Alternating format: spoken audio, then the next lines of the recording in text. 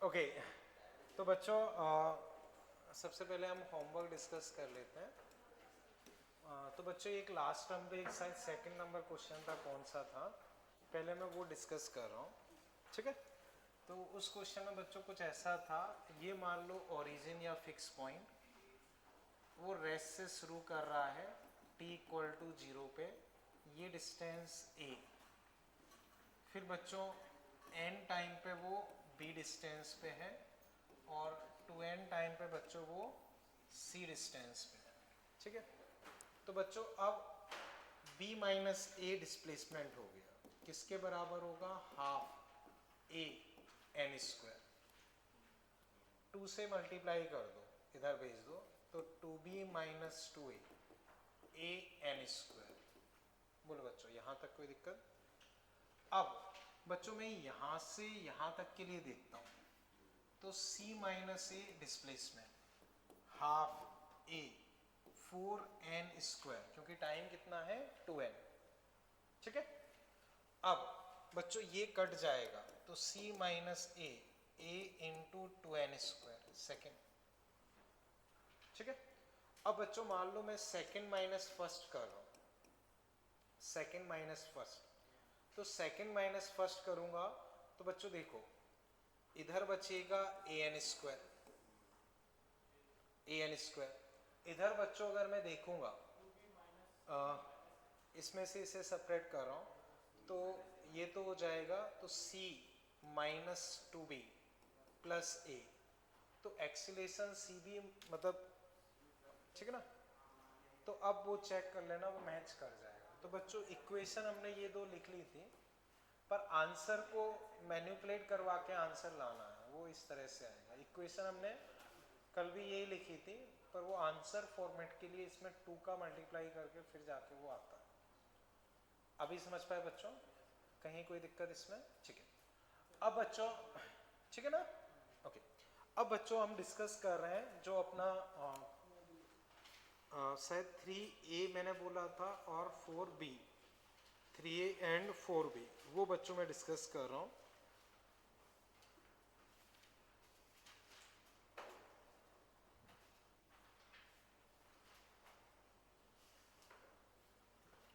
तो 3a ठीक है, 3a में बच्चों देखते हैं फर्स्ट क्वेश्चन, इसमें बच्चों कोई डाउट? सेकंड बच्चों हम ऑलरेडी डिस्कस कर चुके हैं, बट स्टिल इसमें किसी को डाउट? थर्ड बच्चों इसमें कोई डाउट? फोर्थ बच्चों, fourth, a stone is drop from rest from a height 10 metre, a stone be simultaneously thrown vertically upward v, find value of v, जिससे कि वो बीच में मिल जाए, जिससे कि वो बीच में मिल जाए। तो 10 मीटर हाइट है, देखो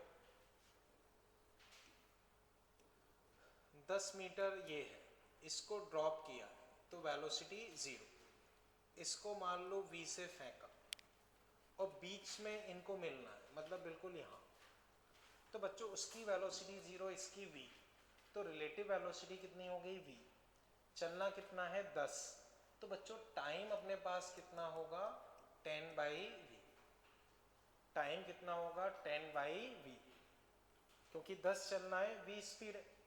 अब बच्चों बीच में मिलना है, तो उतने टाइम में ये कितना नीचे आ जाना चाहिए 5, तो बच्चों 5 equal to 0 t half 10 t square, तो 10 स्क्वायर अपॉन v स्क्वायर।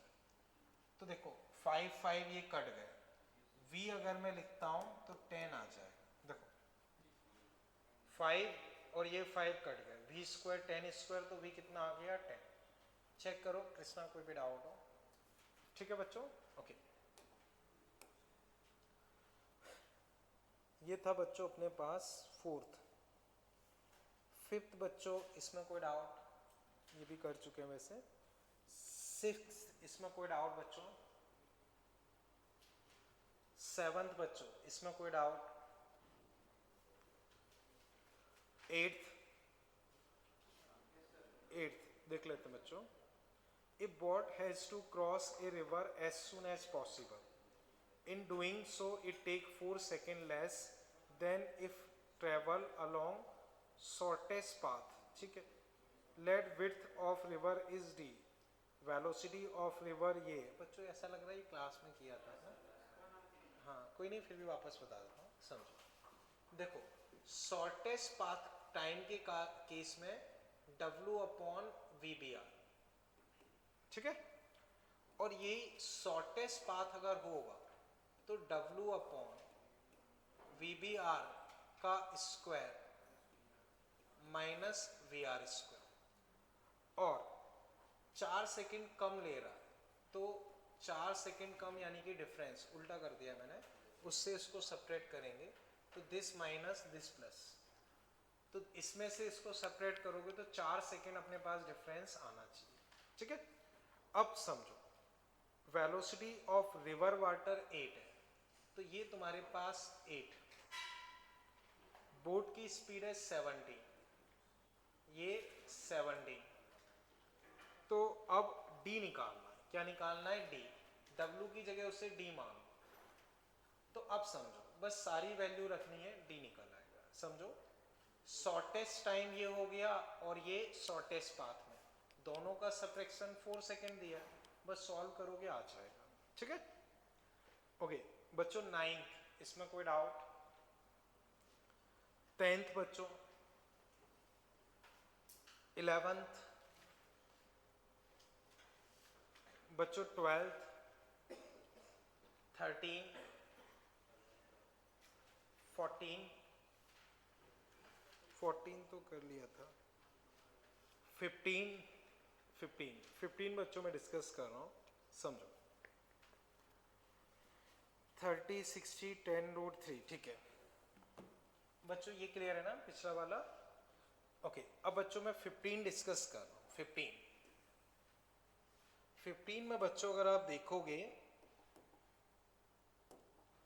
तो बच्चों ये सिचुएशन दी है, एक इंक्लाइंड ऐसे है, एक इंक्लाइंड बच्चों ऐसे है. ठीक है. एक बार बच्चों इसको x एक्सिस मान लिया, इसको y एक्सिस मान लिया. तो बच्चों पार्टिकल को ऐसे फेंका है, किस रफ्तार से फेंका है? 10 रूट 3. तो बच्चों वो जाके बिल्कुल ऐसे परपेंडिकुलर गिर रहा है, परपेंडिकुलर गिर रहा है. ठीक है. बोलो बच्चों यहां तक कोई डाउट? अब बच्चों इस तरह से मैंने वेलोसिटी मानी है तो ये एंगल बच्चों शायद 60 दिया है, ये कितना दिया है? 30. ठीक है तो 30 मान लेते हैं, कोई नहीं. ठीक है. अब बच्चों ग्रेविटी को तोड़ते हैं तो मैंने बता रखा है कि भाई रट लो, इधर आएगा G sin 30 यानी कि 5 और इधर आएगा cos 30 5 रूट 3. बोलो बच्चों ये क्लियर है? यहां तक चीजें क्लियर है? अब बच्चों समझो जब ये पार्टिकल ऐसे टकरा रहा है ऐसे, तो बच्चों वेलोसिटी पूरी की पूरी y के अलोंग, x वाली वेलोसिटी क्या हो गई? 0. x वाली वेलोसिटी क्या हो गई? 0. जब वो ऐसे टकरा रहा तो वेलोसिटी y के अलोंग है, x के अलोंग 0. जबकि पहले वेलोसिटी कहाँ थी? x में.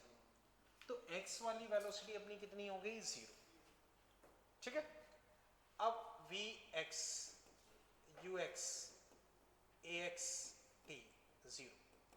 x की वेलोसिटी बच्चों 10 रूट 3, ax बच्चों उस तरफ है तो माइनस का 5 रूट 3 t. तो टाइम बच्चों कितना आ गया? 2 सेकंड. यानी कि बच्चों को 2 सेकंड पे टकराएगा, 2 सेकंड पे टकराएगा. अब मुझे ये डिस्टेंस चाहिए तो बच्चों में ये y निकाल लूं, x निकाल लूं तो पाइथागोरस से ये निकल आएगा. तो ये बच्चों अगर मैं निकालता हूं तो ये है y का डिस्प्लेसमेंट. तो y का डिस्प्लेसमेंट अगर बच्चों में लिखता हूं तो u y t 0 इंटू 2, क्योंकि शुरू में पूरी वेलोसिटी x में, हाफ y का एक्सीलरेशन बच्चों 5 और t स्क्वायर. तो बच्चों कितना आ गया? -10. अब x का डिस्प्लेसमेंट लिखता हूं तो x का डिस्प्लेसमेंट बच्चों ये है तो ut plus half at square. तो 10√3 इंटू 2 हाफ एक्सीलरेशन माइनस का 5√3 2 का स्क्वायर।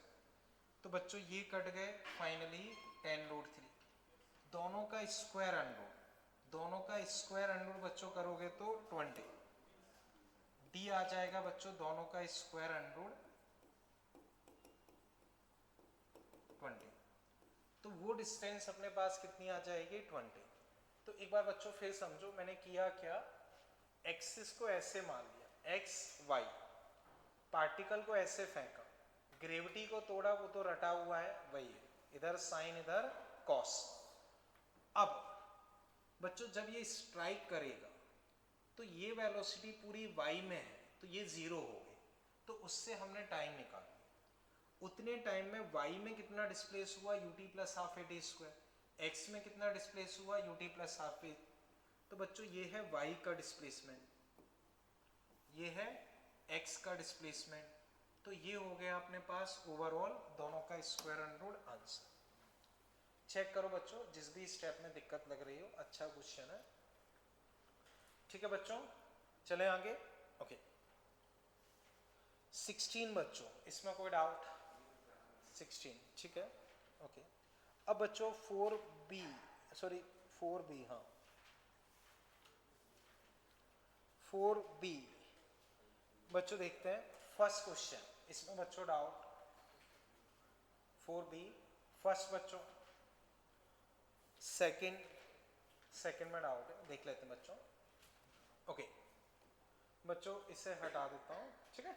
सेकंड देखो बच्चों, सेकंड बच्चों समझना, airplane A and B flying with constant velocity, तो बच्चों वेलोसिटी कांस्टेंट है 30 एंड 60, ठीक है। ए की स्पीड बच्चों 100√3 है, 500 मीटर इनके बीच की डिस्टेंस है, and this observe B is moving perpendicular. तो बच्चों समझते हैं, देखो बच्चों ये मान लो हॉरिजॉन्टल लाइन, एक प्लेन बच्चों ऐसे उड़ रहा है, एक प्लेन मान लो बच्चों ऐसे उड़ रहा है, ठीक है ना। एक प्लेन कैसे उड़ रहा है, कुछ इस तरह से, ठीक। अब बच्चों मान लो किसी इंस्टेंट पे ये 30, ये 60, ए मान लो बच्चों यहां कहीं ऐसे उड़ रहा है, रफ्तार इसकी कितनी है 100√3। बच्चों बी मान लो यहां कहीं है, उसकी रफ्तार नहीं पता, ठीक है। तो बच्चों अब समझो, मैं क्या करता हूं, एक इसके पैरेलल लाइन ड्रॉ कर रहा हूं। बच्चों देखना ऐसे,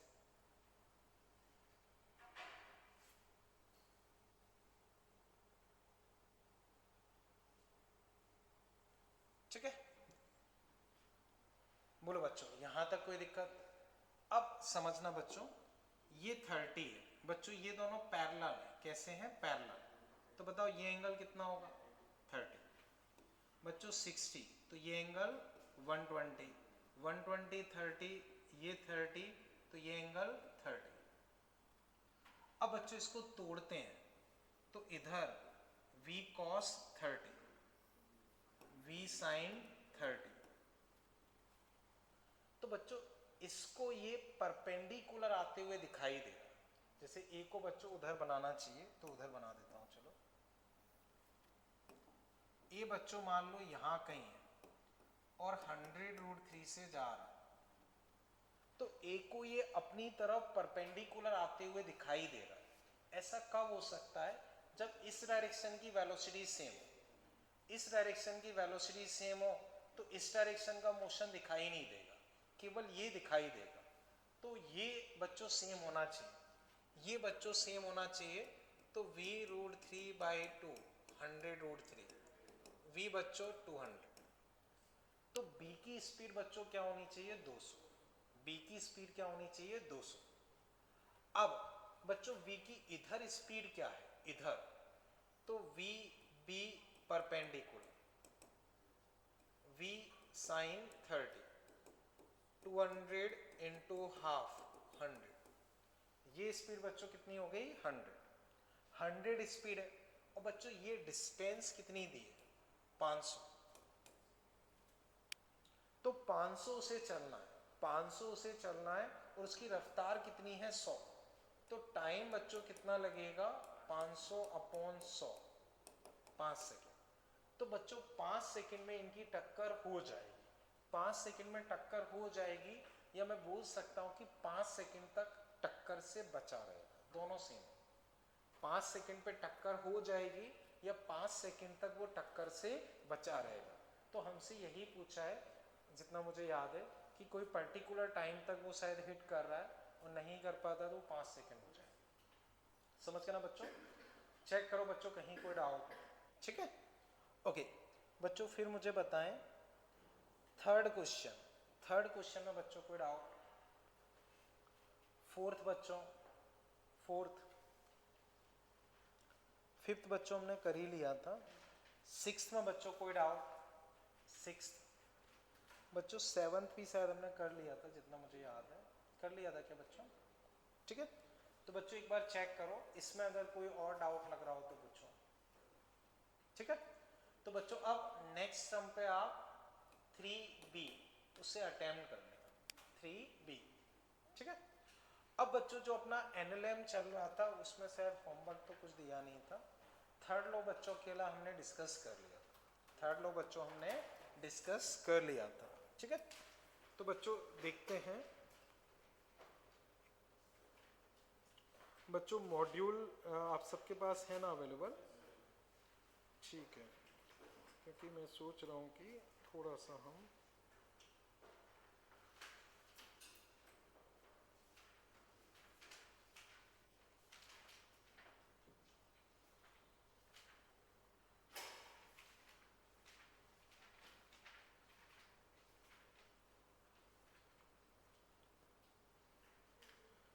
बच्चों, जैसे आप मॉड्यूल में देखें पेज 203 क्वेश्चन 11, पेज 203 क्वेश्चन 11,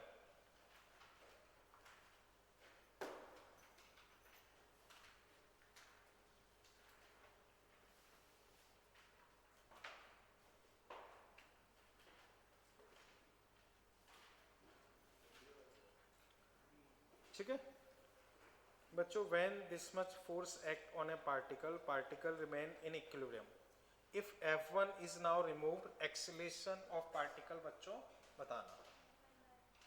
बोलो बच्चों क्या होना चाहिए? -F1/m। याद करो बच्चों, कल ही डिस्कस किया, हाँ? पेज 203 क्वेश्चन 11, ठीक है? ओके, इसमें बच्चों देखो पेज 225 क्वेश्चन 10, पेज 225 क्वेश्चन 10, एक बार बच्चों अटेम्प्ट करो फिर मैं डिस्कस करता हूँ। पेज 225 क्वेश्चन 10,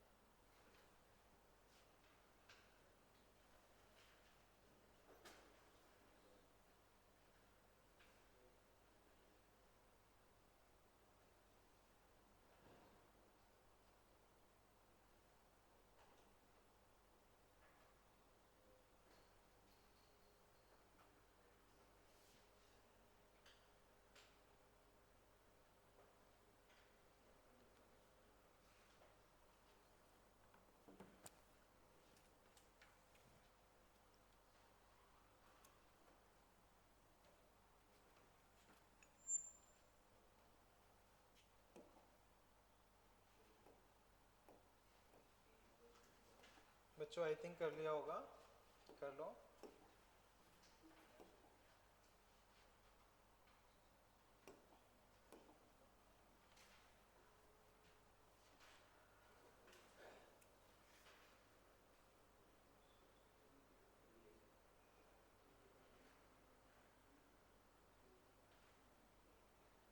कर लिया बच्चों?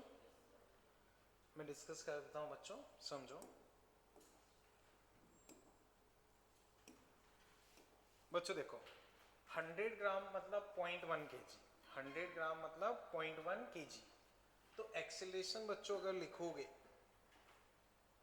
एक्सीलरेशन बच्चों लिखोगे फोर्स बाई 0.1।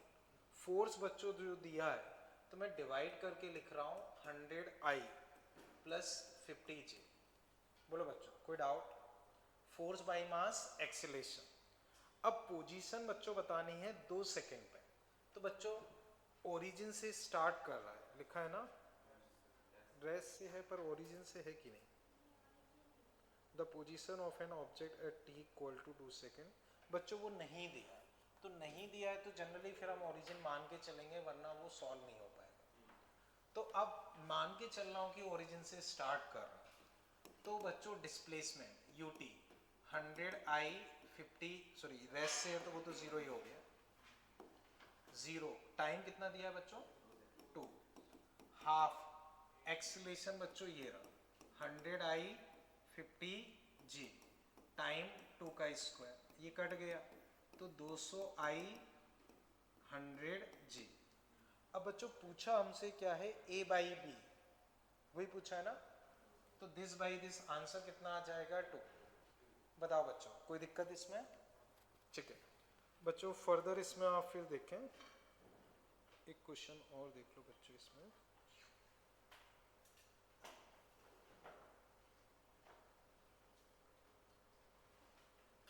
ओके बच्चों, इसमें आप देखना बच्चों, पेज 2038, पेज 2038,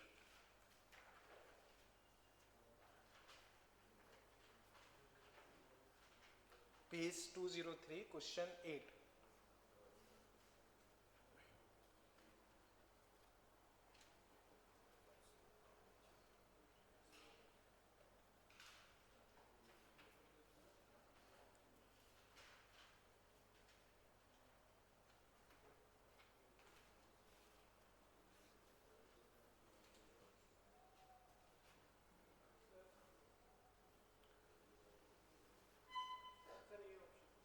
तो बच्चों कर लिया होगा।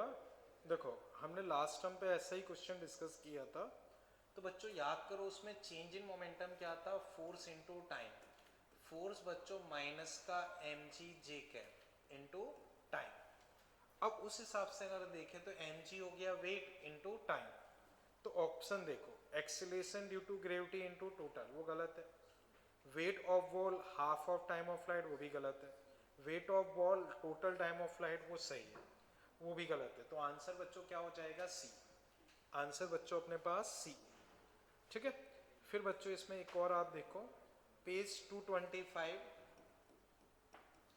Question 8, page 225 question 8। बच्चों पिछला क्वेश्चन क्लियर है ना? ओके कर लो इसे।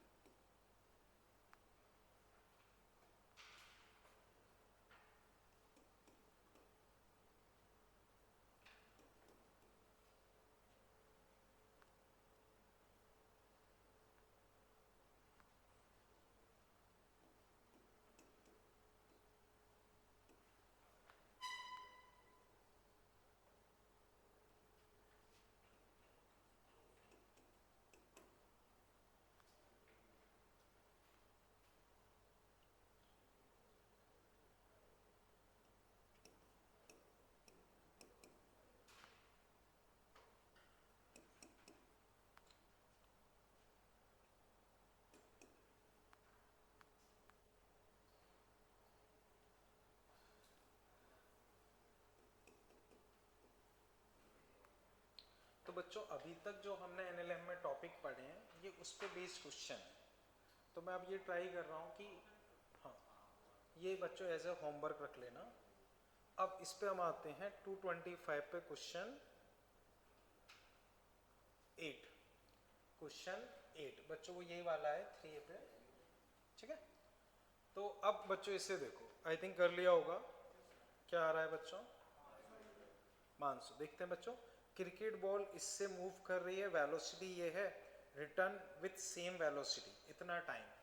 तो याद करो बच्चों, मैंने आपको बताया था फोर्स या एवरेज फोर्स होता है change in momentum upon time. अब उसमें याद करो बच्चों, मैंने बताया था बॉल ऐसे आई और उसी से चली गई, ऐसे आई और उसी से चली गई, तो चेंज इन मोमेंटम उस केस में क्या हो जाता है? 2mv। उस केस में क्या होता है? 2mv। तो बच्चों 2, मास 0.250, वेलोसिटी बच्चों 10 और टाइम बच्चों 0.01। हाँ, तो बच्चों 0.01 मतलब 25, तो नहीं 50, और ये 500 फोर्स। तो फोर्स बच्चों अपने पास क्या होना चाहिए? 500। बताओ बच्चों, इसमें कहीं कोई दिक्कत? ठीक है, ओके। तो बच्चों ये यही वाला क्वेश्चन था जो अभी हमने डिस्कस किया। बाकी बच्चों जो ये क्वेश्चन है वो भी अभी के टॉपिक से ही रिलेटेड है, तो वो आप लिख लो, नेक्स्ट टर्म पे हम वो डिस्कस करेंगे। ठीक है, तो नेक्स्ट टर्म पे बच्चों हम वो डिस्कस करेंगे। ठीक, ओके। फर्स्ट एक्सरसाइज में ये, 4A में ये, 3B में ये। तो बच्चों मैं टॉपिक वाइज तोड़ तोड़ के होमवर्क दूंगा, जिससे कि थोड़ा आसान रहेगा आपके लिए भी सॉल्व कर पाना, और होमवर्क का फिर एक साथ लोड नहीं आएगा। सेकंड नहीं, सेकंड कुछ नहीं है, वो हटा दो, पूरी कुछ नहीं है। ठीक है, समझ गए ना? ठीक। अब बच्चों लास्ट टर्म का हमने थर्ड लॉ पढ़ लिया। बच्चों फोर्सेस बहुत तरह के हो सकते हैं, और अभी जो हमें फोर्सेस डिस्कस करना है उनको अगर हम देखें, तो उनको अगर बच्चों हम देखें तो फोर्सेस को बच्चों इस तरह से मैंने क्लासीफाई कर दिया। एक कांटेक्ट फोर्स, एक अटैचमेंट फोर्स। इन दोनों को कंबाइंडली मैं कांटेक्ट फोर्स ही बोलूँगा। आगे मैं कंबाइंडली इसको क्या बोलूँगा? Contact force. फिर बच्चों हो जाता है फील्ड फोर्स। फील्ड फोर्स बच्चों क्या होता है? तो नॉर्मल लैंग्वेज में बच्चों मैं ये बोलूँगा कि कांटेक्ट और विदाउट कांटेक्ट, कांटेक्ट और विदाउट कांटेक्ट। बच्चों मैंने इसको ऐसे हवा में छोड़ दिया तो ये नीचे आ रहा है। क्यों नीचे आ रहा है? ग्रेविटी की वजह से। तो ग्रेविटी इस पर कौन लगा रहा है? अर्थ। तो बच्चों अर्थ इसको रस्सी से पकड़ के खींच रहा है। अर्थ अपने आसपास एक फील्ड क्रिएट करता है जिसको हम बोलते हैं ग्रेविटेशनल फील्ड, और उस फील्ड की वजह से ये फोर्स लगता है। अब अगर ये हवा में है तो बच्चों बताओ अर्थ के कांटेक्ट में है क्या? फिर भी बच्चों वो फोर्स लग जाता है। तो वो भले ही, अब जैसे मैं जमीन पे खड़ा हूं, मुझ पे अभी अर्थ फोर्स लगा रही, मुझ पे लगा रही, तो मैं अगर उसके कांटेक्ट में हूं तो लग रहा है, और ये हवा में है तो भी लग रहा है। तो जो बिना कांटेक्ट के भी लग जाते हैं उनको हम बोलते हैं फील्ड फोर्स। जैसे मैग्नेटिक फोर्स है, ग्रेविटेशनल फोर्स है, इलेक्ट्रोस्टैटिक फोर्स है। लेकिन 11th क्लास में हमें केवल यही ग्रेविटेशनल मिलेगा।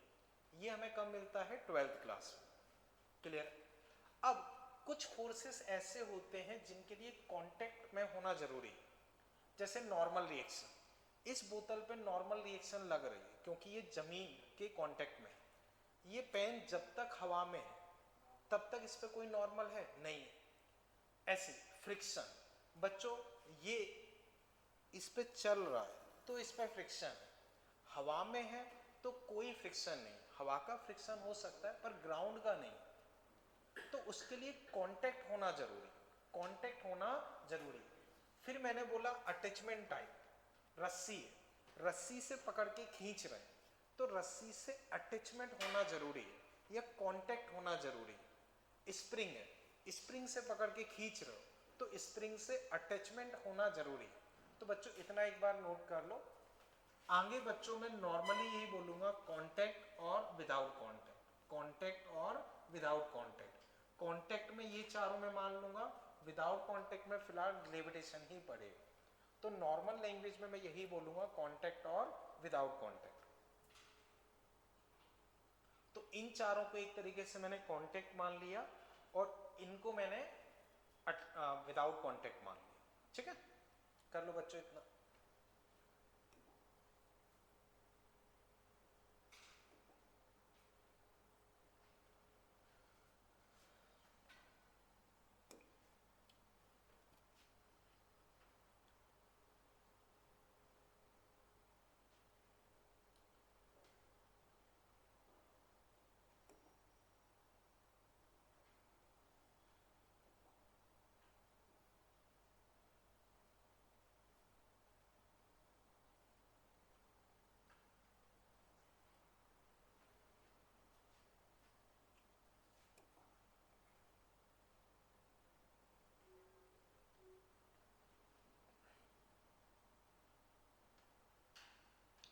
ठीक है बच्चों, ठीक।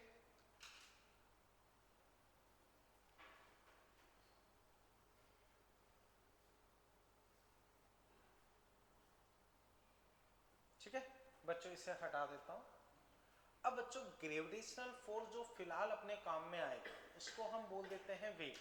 जैसे ये पार्टिकल हवा में है, अगर मैं छोड़ता हूं, मास m है, तो बच्चों इस पर फोर्स क्या लगेगा, mg। तो उसी को बच्चों में इसका वेट भी बोल देते हैं। तो जो ग्रेविटेशनल पुल ऑफ अर्थ होता है उसको हम क्या बोलते हैं, वेट। अर्थ जिस फोर्स से खींचती है उसको बच्चों हम क्या बोल देते हैं, वेट। तो बच्चों वेट इस तरह से बस हेडिंग लिख लो। तो बच्चों ये अर्थ है, ये बंदा ऐसे है, ये बंदा ऐसे, ये बंदा ऐसे। तो इस पे बच्चों mg का फोर्स कहाँ लगेगा, नीचे ऐसे। तो प्रिसाइजली बच्चों देखोगे तो वेट कहाँ लगता है, अर्थ के सेंटर की तरफ, अर्थ के सेंटर की तरफ। बट नॉर्मल लैंग्वेज में हम उसे वर्टिकली डाउनवर्ड मान लेंगे। तो नॉर्मल वे में बच्चों देखोगे तो कोई पार्टिकल अगर ग्राउंड पे रखा तो mg कहाँ लगेगा, नीचे। अगर बच्चों कोई पार्टिकल हवा में मूव कर रहा है तो भी mg कहाँ लगेगा, नीचे। अगर कोई बच्चों इंक्लाइन प्लेन पर रखा है तो भी बच्चों mg कहाँ लगेगा, नीचे। और अगर कोई लिफ्ट में जा रहा है तो भी mg कहाँ लगेगा, नीचे। ठीक है ना। अगर एक्सीलरेट ऊपर कर रहा है तो भी उस पर बच्चों ग्रेविटी का फोर्स mg ही लगेगा और नीचे लगेगा। तो 100% ये मान के चलो कि ग्रेविटी का फोर्स 100% नीचे ही लगेगा। और कितना लगेगा, mg।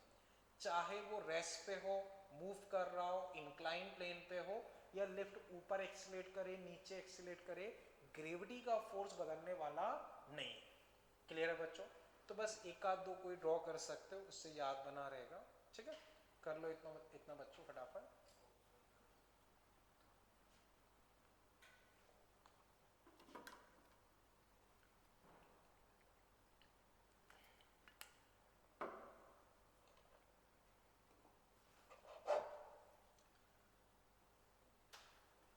जैसे बच्चों मान लो एक ब्लॉक है, इसका मास मैंने मोल लिया सपोज 4 kg। ये नीचे एक्सीलरेट कर रहा है लेट से 7 मीटर पर सेकेंड स्क्वायर से। तो बच्चों इसको मैंने छोड़ दिया तो ये नीचे किससे एक्सीलरेट कर रहा है, 7 मीटर पर सेकेंड स्क्वायर से। तो बच्चों डायग्राम ड्रॉ कर लो, फिर मैं क्वेश्चन लिखवाता हूँ।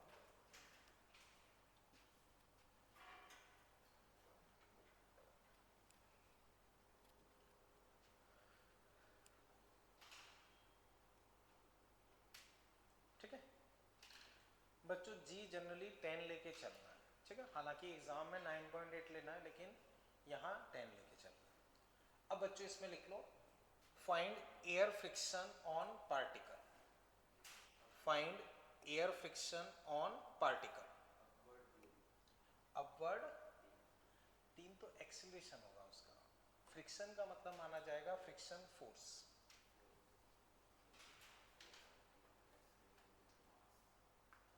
सही, 12 सही है, सिंपल सा है, कुछ है नहीं बच्चों। देखो बच्चों देखो, अभी अभी मैंने डिस्कस किया, इस पे mg कहाँ लगेगा, नीचे, ऊपर एयर फ्रिक्शन और एक्सीलरेशन 7। ठीक है। अब बच्चों एक्सीलरेशन इधर है तो इसका मतलब ये ज्यादा ये कम, ये ज्यादा ये कम, क्योंकि नेट फोर्स की डायरेक्शन में एक्सीलरेशन होता है। तो एक्सीलरेशन इधर है तो ये ज्यादा ये कम, ये चलाएगा ये रोकेगा। तो चलाने वाला माइनस रोकने वाला, मास इनटू एक्सीलरेशन। तो चलाने वाला माइनस रोकने वाला, मास इनटू एक्सीलरेशन। तो 40 में से बच्चों ये जाएगा, मैं डायरेक्ट लिख रहा हूं 12। फ्रिक्शन फोर्स अपने पास कितना आ जाएगा, 12। चेक करो, नंदिनी बोलो कोई डाउट हो। नीचे mg, ऊपर फ्रिक्शन। तो एक्सीलरेशन इधर है तो ये ज्यादा ये कम, ये चलाएगा ये रोकेगा। तो चलाने वाला माइनस रोकने वाला, मास इनटू एक्सीलरेशन। ये अपने पास फ्रिक्शन आ गया। ठीक है बच्चों, यहां तक कोई दिक्कत? चलें आगे बच्चों, ठीक है, ठीक है, ओके। इसे बच्चों फिर मैं हटा देता हूं, ठीक है। अब बच्चों नेक्स्ट आप लिख लो नॉर्मल रिएक्शन फोर्स। इसको बच्चों एन या कुछ जगह आर से रिप्रेजेंट कर देते हैं, अधिकतर जगह एन से रिप्रेजेंट करते हैं, कुछ जगह आर से भी रिप्रेजेंट कर देते हैं। नॉर्मल रिएक्शन फोर्स एन या आर, ठीक है। तो बच्चों आप ये मान के चलो अभी हाल फिलहाल तुम्हारे लिए विदाउट कांटेक्ट फोर्स केवल mg है। विदाउट कांटेक्ट फोर्स कौन सा है? mg। जब 12th क्लास के टॉपिक आएंगे तब जाके आपका मान लो और दूसरा आएगा, लेकिन फिलहाल विदाउट कांटेक्ट फोर्स कौन सा है? mg। बाकी सारे फोर्सेस कौन से हैं? कांटेक्ट। तो नॉर्मल बच्चों बताओ कैसा फोर्स होगा? कांटेक्ट, मैंने बता रखा है, ठीक है। अब नॉर्मल होता क्या है तो बच्चों पहले मैं समझा रहा हूँ, फिर बाद में आपको काम की चीजें लिखवा दूँ, तो अभी केवल समझो, लिखने की जरूरत नहीं है। बच्चों मान लो जैसे ये कोई बंदा है, इसके ऊपर मान लो बच्चों 15 किलो का एक ऑब्जेक्ट रख दिया। तो बच्चों 15 किलो का एक ऑब्जेक्ट इसके सिर पे रख दिया, तो वो 15 किलो का ऑब्जेक्ट इसके सिर पे कितना फोर्स लगाएगा? 150। कहाँ लगाएगा? नीचे। 15g यानी कि 150। तो अब मान लो ये बंदा लेकिन रेस्ट पे है, प्रॉपरली रेस्ट पे है, तो ये भी रेस्ट पे, तो इस पे नेट फोर्स कितना होना चाहिए? 0। तो नेट फोर्स 0 है, जबकि इस पे नीचे 150 लग रहा है, यानी कि इस ब्लॉक पे एक ऊपर नॉर्मल कहाँ लग रहा होगा? ऊपर, और वो नॉर्मल किसके बराबर होगा? 150। तो बच्चों अब समझो, उस बंदे के सिर पे मैंने एक कार्टून रख दिया, तो वो कार्टून उसके सिर को कितने फोर्स से दबाएगा? 150। और उसका सिर उस कार्टून पे कितना फोर्स लगाएगा? 150। तो ये जो बीच का फोर्स है उसी को हम नॉर्मल बोलते हैं, या जो प्रेसिंग फोर्स है उसी को हम क्या बोलते हैं? नॉर्मल। समझ गए? तो बच्चों अब इसको दोनों तरह से पूछते हैं।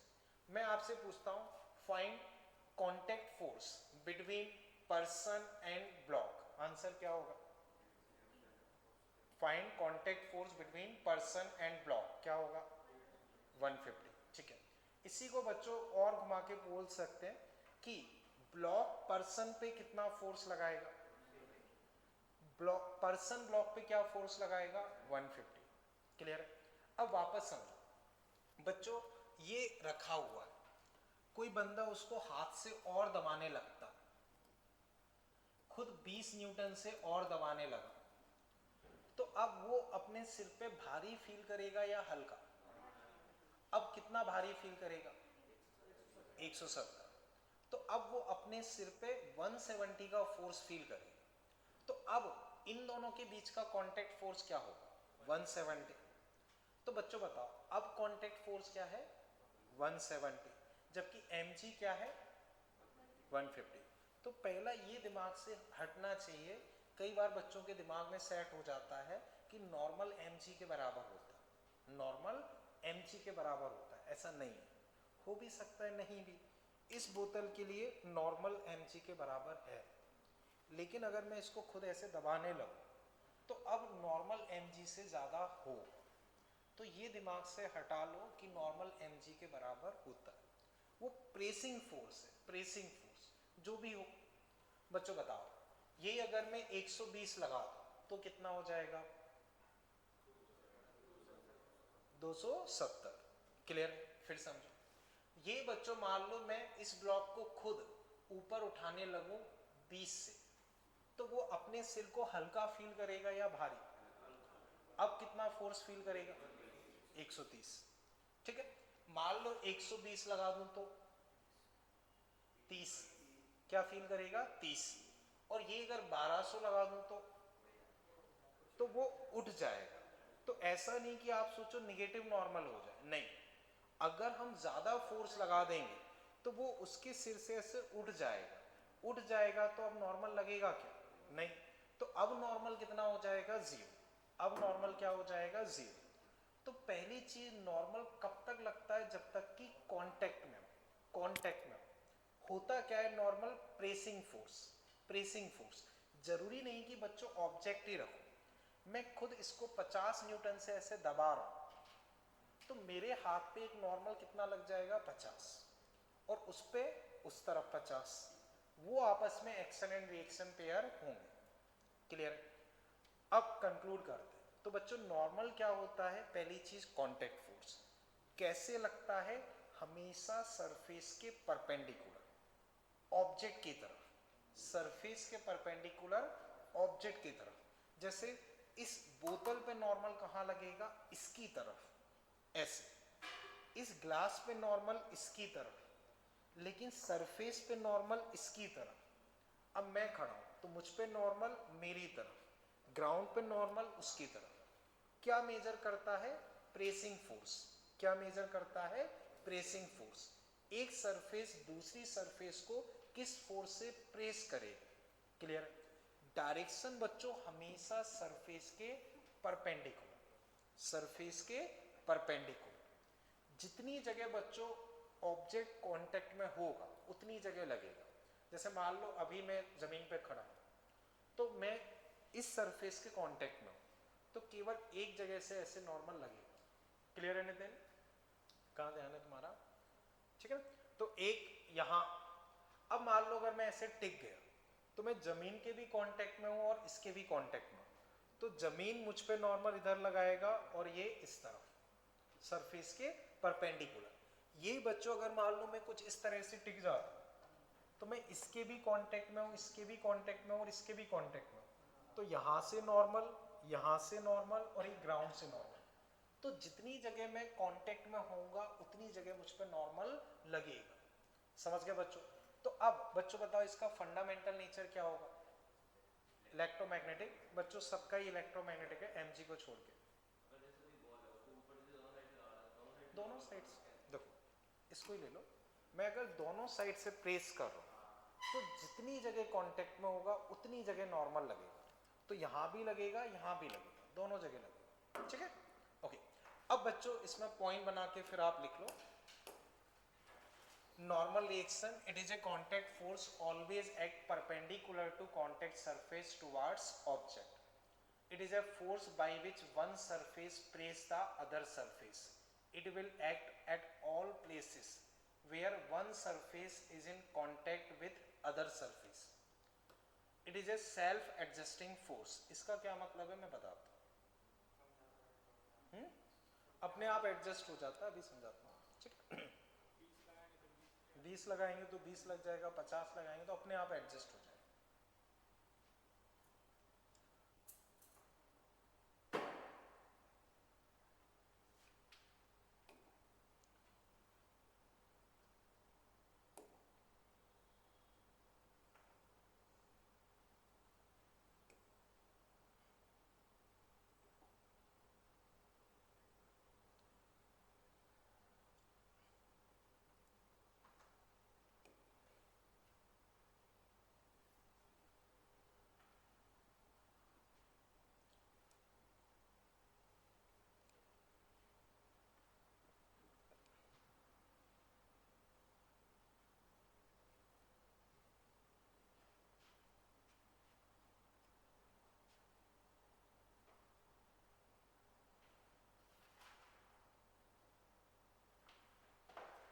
ठीक है?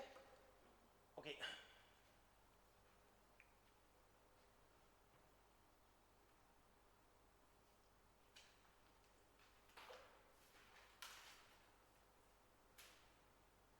इतना बच्चों क्लियर है? अब बस ये सेल्फ एडजस्टिंग थोड़ा सा और बता रहा हूं। जैसे बच्चों मान लो ये कोई बंदा ऐसे खड़ा है, इसका वजन 50 किलो। बताओ बच्चों इस पे नॉर्मल कितना होगा, 500, नॉर्मल 500। ठीक है? अब बच्चों मान लो इसने अपना 5 किलो का बैग ऊपर टांग लिया, 5 किलो का बैग ऊपर टांग लिया। अब नॉर्मल कितना हो जाएगा, 550। तो बच्चों जैसे ही वो टांगेगा वैसे ही अपने आप नॉर्मल कितना हो जाएगा, 550। तो वो अपने आप एडजस्ट कर लेगा, उसको किसी से आपको कहना नहीं पड़ेगा कि भाई आप नॉर्मल बढ़ा लो, वो अपने आप एडजस्ट होगा।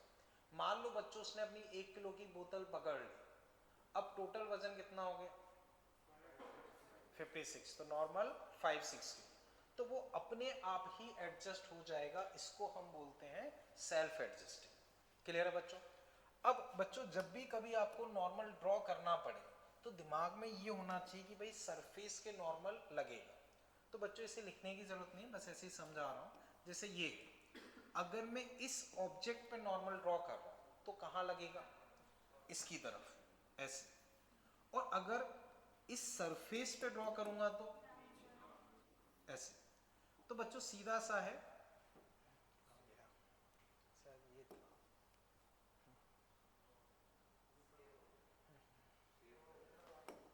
हाँ ठीक है बच्चों। जैसे ये है, आप एक सीधी लाइन खींच दो, दोनों तरफ एरो लगा दो, ये वाला नॉर्मल इसकी तरफ, ये वाला नॉर्मल इसकी तरफ, दोनों के मैग्नीट्यूड बराबर होंगे और डायरेक्शन अपोजिट होगी, action and reaction pair.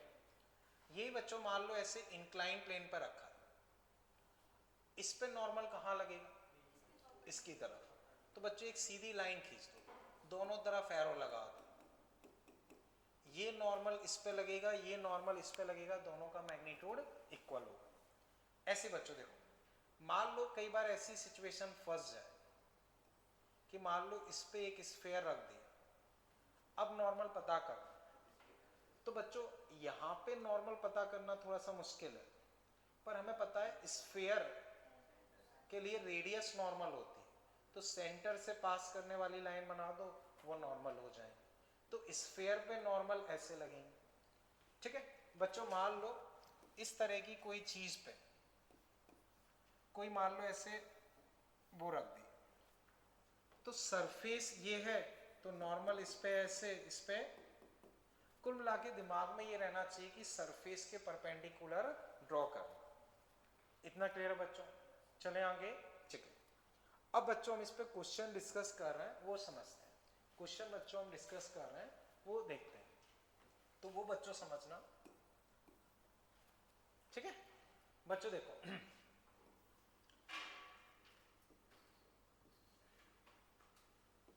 4 kg। ठीक है बच्चों बताओ अभी नॉर्मल कितना है? 40। बच्चों ऊपर से अगर मैं 50 फोर्स लगा दूं तो 90, ऊपर की तरफ अगर 30 फोर्स लगा दूं तो 10, 38 लगा दूं, 39 लगा दूं, 40 लगा दूं, 0। क्लियर है? ठीक है। अब बच्चों समझो, मैंने ये किया कि इस पर फोर्स लगा दिया F इक्वल टू, लेट से बच्चों 80, एंगल बच्चों मैंने दे दिया 30 डिग्री।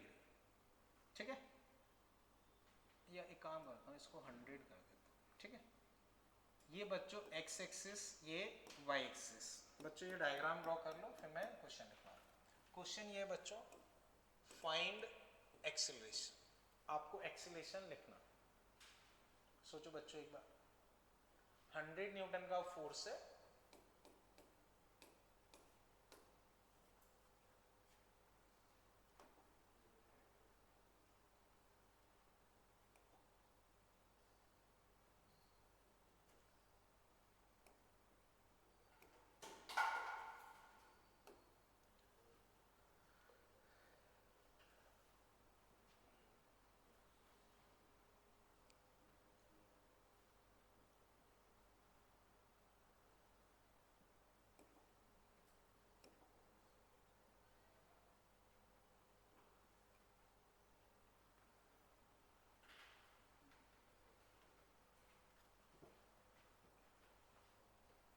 कर लिया?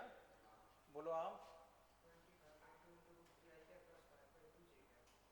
25 मैग्नीट्यूड नहीं, वेक्टर में लिख दो, कोई नहीं। एक बार वापस बताना, 25 बाई, ठीक लग रहा है? ठीक है ना बच्चों देखो, और बच्चों मैं डिस्कस कर रहा हूँ, समझना। इस फोर्स को अगर मैं तोड़ता हूँ, इस फोर्स को अगर मैं तोड़ूंगा तो बच्चों देखना 4 kg तोड़ूंगा तो बच्चों cos 30 50√3, sin 30 50, इसका अपना mg 40। ठीक अब बच्चों देखते हैं, सबसे पहले बच्चों में ये देखना पड़ेगा कि नीचे mg40 है, ऊपर आप कितना लगा रहे हो 50, तो ये ऊपर उठ जाएगा, ऊपर उठ जाएगा तो ऊपर नेट फोर्स कितना आया 10, तो ऊपर उसका एक्सीलरेशन आ जाएगा 10, ऊपर इसका एक्सीलरेशन आ जाएगा 10, मतलब फोर्स 10 है तो ऊपर एक्सीलरेशन होगा 10/4 जी। ठीक है, तो ये आ गया। अब इसको देखते हैं, तो इस साइड ये फोर्स है तो इसकी वजह से एक्सीलरेशन आएगा 50√3/4 और ये आई में, बस खत्म। ठीक है ना, समझ गए ना बच्चों? चेक करो कोई डाउट, वापस देखो, इसको बच्चों तोड़ा तो 50√3 50, 50√3 50, ये आगे लेके जाएगा तो आगे वाला एक्सीलरेशन फोर्स बाई मास खत्म, 50/40, तो नेट ऊपर है, नेट कितना बचा 10, तो ये ऊपर लेके जाएगा 10/4 से, ये आंसर। क्लियर है बच्चों? इस केस में मैं अगर पूछता हूं नॉर्मल रिएक्शन क्या है, तो आंसर 0, क्योंकि ग्राउंड से ऊपर उठ जाएगा। अगर मैं पूछता हूं नॉर्मल रिएक्शन क्या है, तो 0। नंदिनी समझ पाए? कोई डाउट तो नहीं? ठीक है बच्चों, जो हमने इस तरह से डायग्राम बनाया है, तो जो भी एक्सटर्नल फोर्सेस को हम दिखा के डायग्राम बनाते हैं उसको हम बोलते हैं फ्री बॉडी डायग्राम। ठीक है, तो बच्चों ये कंप्लीट है ना? ठीक है, नेक्स्ट बच्चों आप लिख लो free body diagram, free body diagram, FBD बच्चों शॉर्ट फॉर्म में बोल देते हैं। तो फ्री बॉडी डायग्राम बच्चों क्या होता है? Diagram indicating all external forces on an object is called free body diagram. Diagram indicating all external forces on object is called free body diagram.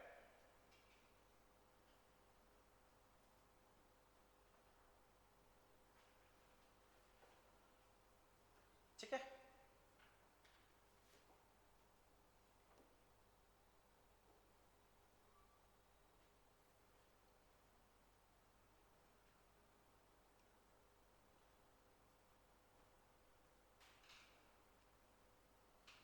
ठीक, इसे बच्चों हटा देता हूं। ठीक, अब बच्चों समझो, जैसे मान लो ये सिचुएशन मैंने आपको दी,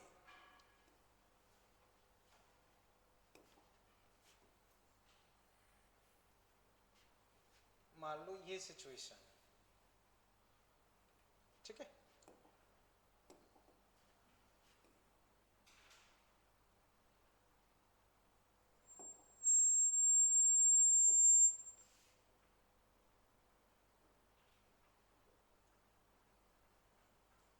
ठीक बच्चों, जैसे मान लो एक सरफेस ये रही, एक सरफेस ये रही, इसका मास बच्चों मान लो m, ये एंगल मान लो बच्चों 53, इसका मास m, ये एंगल 53, और ये स्फीयर हो सकता है, सिलेंडर हो सकता है, दोनों में से कोई सा भी मान सकते हो। एक बार मैं स्फीयर लिख रहा हूँ, स्फीयर। तो बच्चों देख के बताओ ये स्फीयर कितनी जगह कांटेक्ट में है? 2 जगह। स्फीयर कितनी जगह कांटेक्ट में है? 2 जगह। तो 2 जगह अगर ये कांटेक्ट में है तो इस पर कितनी जगह से नॉर्मल रिएक्शन लगेगा? 2 जगह से। तो बच्चों डायग्राम ड्रॉ कर लो। मान लो बच्चों यहां से नॉर्मल लग रहा है N1, यहां से बच्चों नॉर्मल लग रहा है N2, तो बच्चों आप N1 N2 निकालने का ट्राई करो, फाइंड N1 एंड N2। 2 जगह से नॉर्मल लगेगा, 2 जगह से बच्चों नॉर्मल लगेगा, तो उस नॉर्मल की वैल्यू बच्चों क्या आएगी वो तुम्हें बताना। ठीक है ना बच्चों?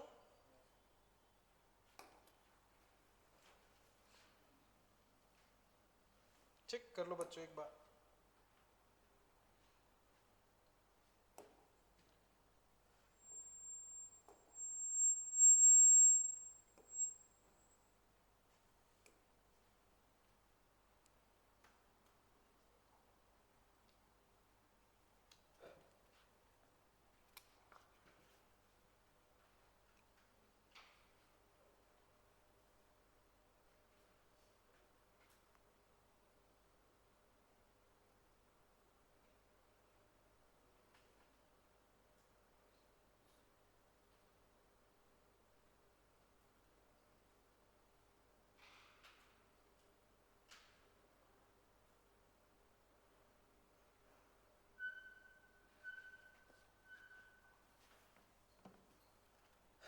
ठीक है, कर लो।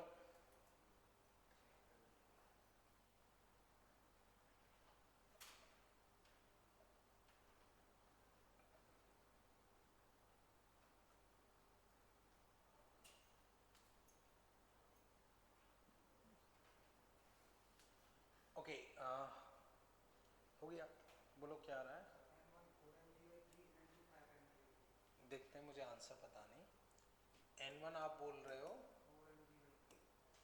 ठीक है। N2 5 mg/3, देखते हैं। और किसी का बच्चों कुछ निकला? एक सेकेंड, N2 mg cos 53 3/5, ठीक है। और mg इंटू 4/5, देखते हैं और कोई, ठीक है। ऊपर वाले देखते हैं। ओके बच्चों, अब समझो, कोई भी क्वेश्चन होगा हम करेंगे कैसे, उस पर फोकस करो, ठीक है। तो बच्चों समझो, जब भी पार्टिकल रेस्ट पे हो, जब भी पार्टिकल रेस्ट पे हो, तो आप किसी भी तरफ कंपोनेंट रिजॉल्व कर लो, कोई दिक्कत नहीं है, कोई फर्क नहीं पड़ेगा, ठीक है। आपका जैसे मन करे वैसे कंपोनेंट ले लो, कोई दिक्कत नहीं। अब अपने ऊपर है हम कैसे कंपोनेंट लें। तो बच्चों मैं इस तरह से ले रहा हूँ, जो ये स्फीयर है N1 इस तरफ है, N1 बच्चों जैसे ये स्फीयर है, N1 इस तरफ, mg बच्चों इधर। तो बच्चों इन दोनों को मैंने टच नहीं किया, मैंने ऐसे और ऐसे एक्सेस ले ली। अब N2 को अगर मैं देखता हूं, तो बच्चों देखना, मैंने आपको बताया है ये 53, तो बच्चों ये एंगल कितना होगा 53, ठीक है। आगे बच्चों मैं लिखवा भी दूंगा, ये 53, तो बच्चों ये 53। बच्चों याद करो, प्रोजेक्टाइल में मैंने बताया था कि रट लो, जो ये एंगल है वही ये एंगल है, तो 53 53। अब बच्चों जिससे एंगल टच हो वो कॉस, तो इधर बच्चों अपने पास आएगा N2 cos 53, और इधर बच्चों N2 sin 53, ठीक है।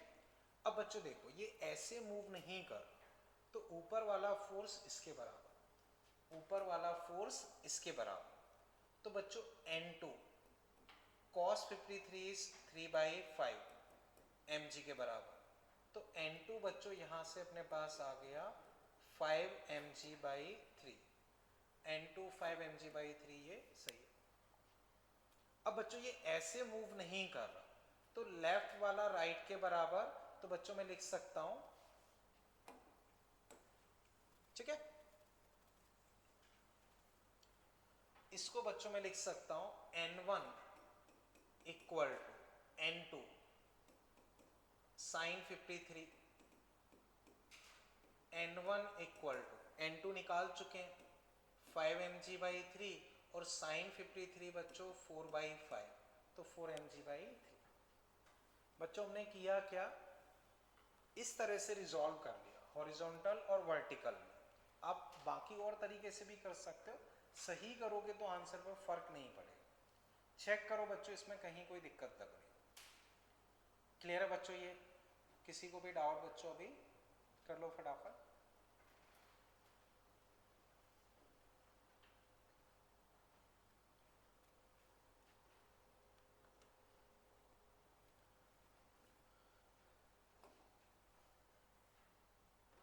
ठीक है,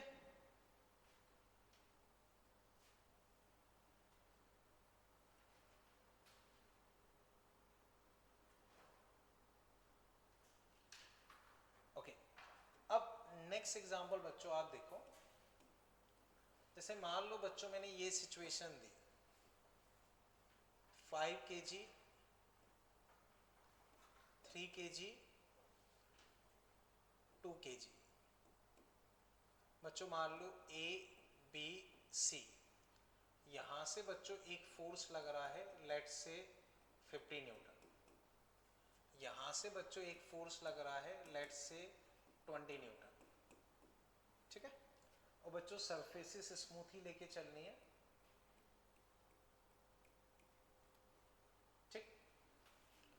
तो बच्चों ऐसे देख के बताओ, अगर मैं ये वाला नॉर्मल पूछता हूँ ग्राउंड से, वो कितना होगा? 50।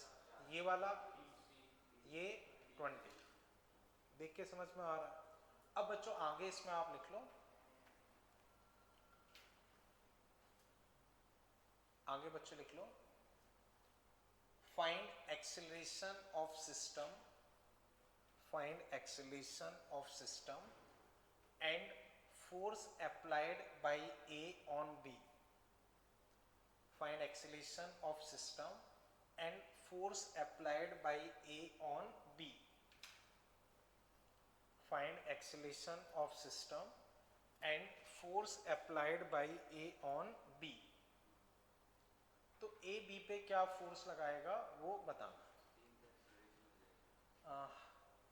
ठीक है, एक्सेलरेशन 3 हो जाए।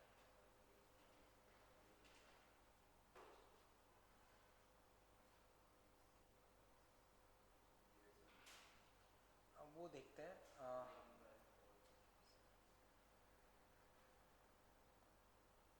नहीं वो गड़बड़ है। क्या चीज़ है 1/4? नहीं, करो बच्चों, देखते हैं भाई। बच्चों पिछले क्वेश्चन में तो कोई डाउट नहीं ना? ठीक है।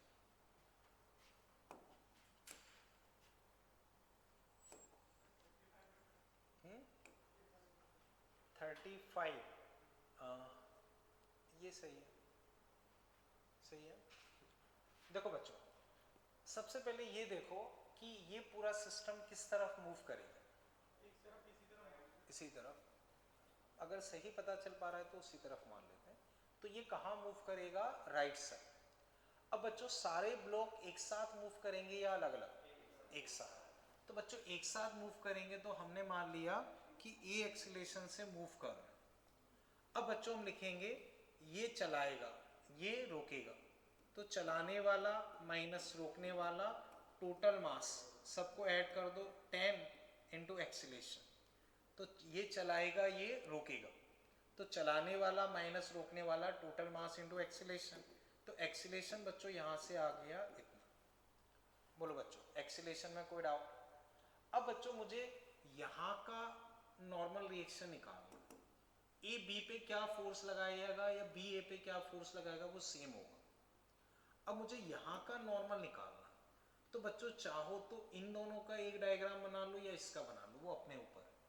तो बच्चों मान लो मैं ए का बना रहा हूं, ए का, तो ए का बच्चों इधर इस पे लग रहा है 50। अब इस पे नॉर्मल बच्चों कहां लगेगा? इसकी तरफ।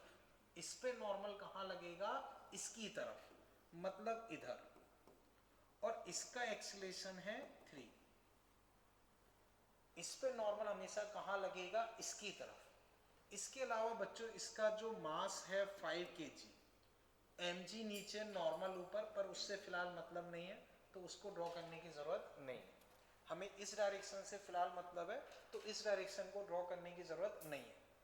अब बच्चों एक्सीलरेशन इधर है, तो ये ज्यादा होगा, ये कम, ये चलाएगा, ये रोकेगा।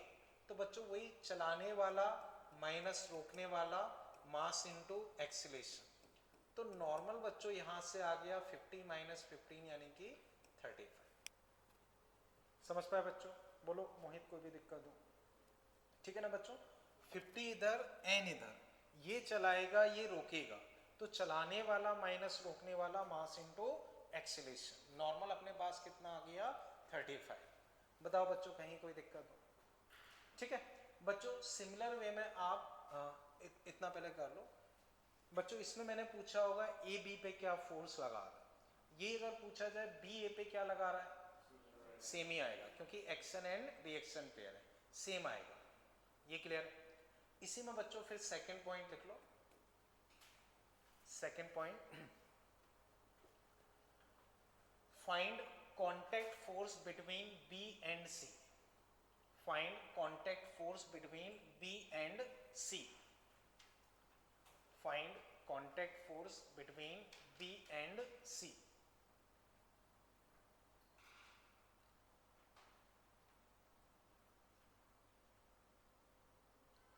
जैसे अभी हमने किया है बिल्कुल वैसे ही कर सकते हो।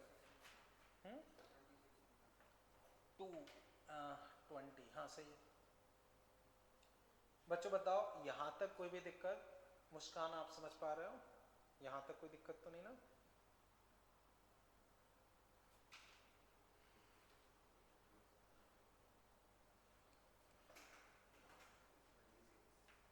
ठीक है बच्चों, देख लेते हैं, समझो। बच्चों अब मैं 2 kg का डायग्राम बना लेता हूं, उससे आसान पड़ेगा। इधर फोर्स है बच्चों 20 न्यूटन, इधर फोर्स है नॉर्मल, और एक्सीलरेशन बच्चों 3 इधर ही है इसका।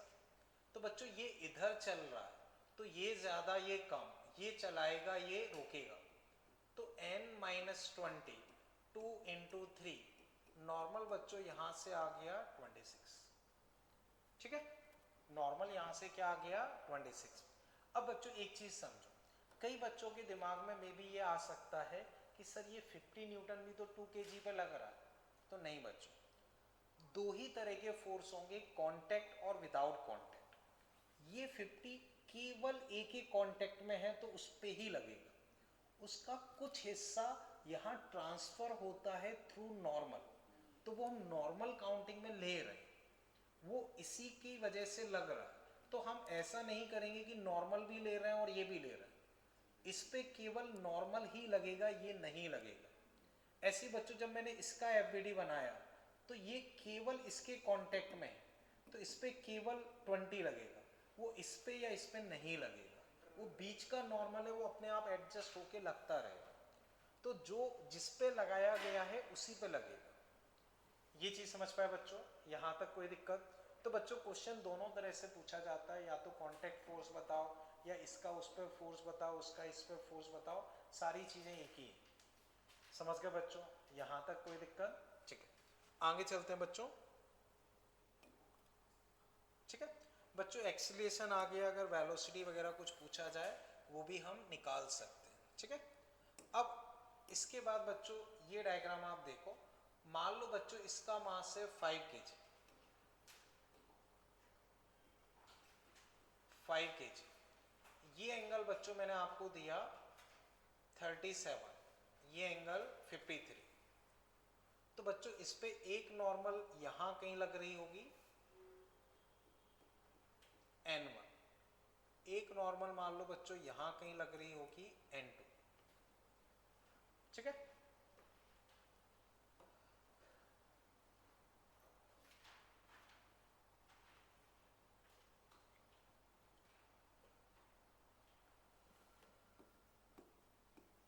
ठीक है, क्वेश्चन बच्चों ये है, फाइंड n1 एंड n2। तो बच्चों बस लिख लो, मैं एक बार डिस्कस कर रहा हूं, आप लोग समझें।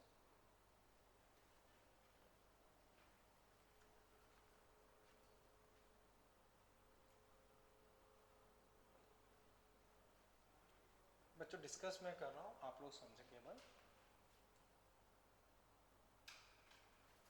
ठीक है, अब बच्चों समझो, देखना बच्चों, देखो इसका जो स्टैंडर्ड मेथड होता है, स्टैंडर्ड मेथड, उसमें बच्चों हम क्या करते हैं जनरली, जैसे ये 37, तो बच्चों पहले मैं एक नॉर्मल मेथड से बताता हूँ, फिर स्टैंडर्ड मेथड से। बच्चों बताओ इन दोनों के बीच का एंगल कितना है? 90। तो बच्चों इस पे अगर हम mg देखें, mg, तो वो बच्चों यहां लगेगा। इस mg को अगर मैं तोड़ दूं तो इधर आ जाएगा mg cos 37, इधर आ जाएगा बच्चों mg sin 37। अब बच्चों अगर ये मूव नहीं कर रहा तो n1 इसके बराबर, n2 इसके बराबर। तो अब उस हिसाब से बच्चों अगर मैं करता हूं तो n1 बच्चों मेरे पास आ जाएगा mg cos 37, ठीक है, ठीक, mg cos 37 या 4mg/5। n2 बच्चों लिखता हूं तो mg sin 37 या mg into 3/5, या बच्चों इधर 53 टच है तो cos 53 भी ले सकते हो, वो भी वही आएगा। एक बार बच्चों ये कर लो, फिर मैं आगे डिस्कस करूँ।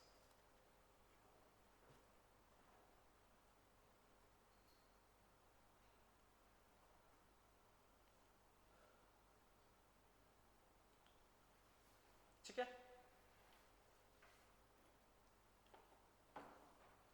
बोलो बच्चों, यहां तक कोई दिक्कत? अब बच्चों ये चीज ध्यान से समझो, ये अप्रोच लेकिन हम तभी लगा सकते हैं जब दोनों के बीच का एंगल 90। यहां पे बच्चों मान लो, अगर बच्चों एक बार ये कर लिया ना, ठीक है, अब समझो बच्चों,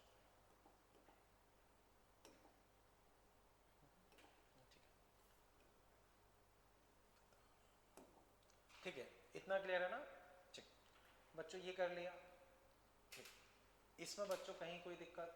ठीक, अब वापस समझो बच्चों, ये अगर मान लो मैं यहाँ 30 दे दूं, 60 दे दूं, 30 60, बच्चों बताओ बीच का एंगल कितना हो गया?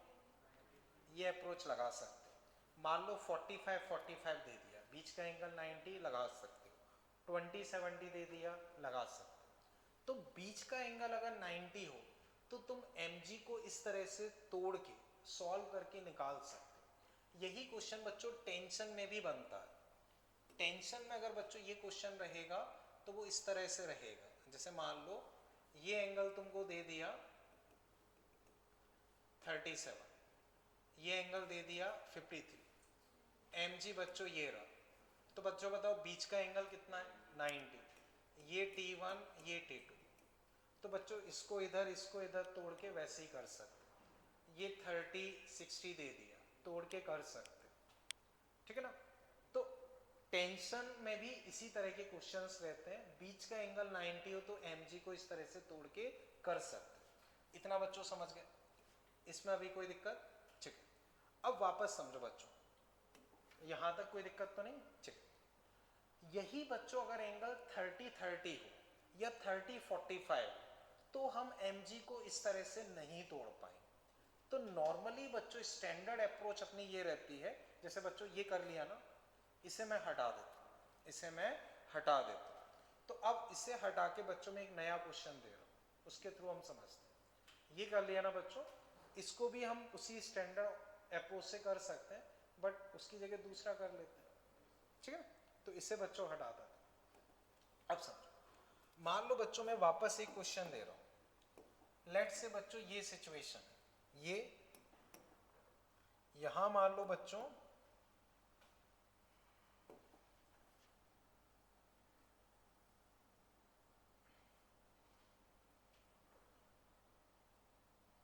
ये, और मान लो बच्चों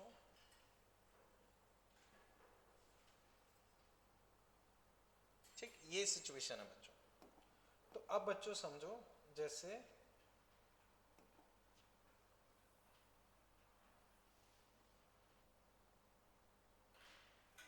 ठीक, मान लो बच्चों आपको ये सिचुएशन दी कि ये एंगल है 30, ये एंगल है 45।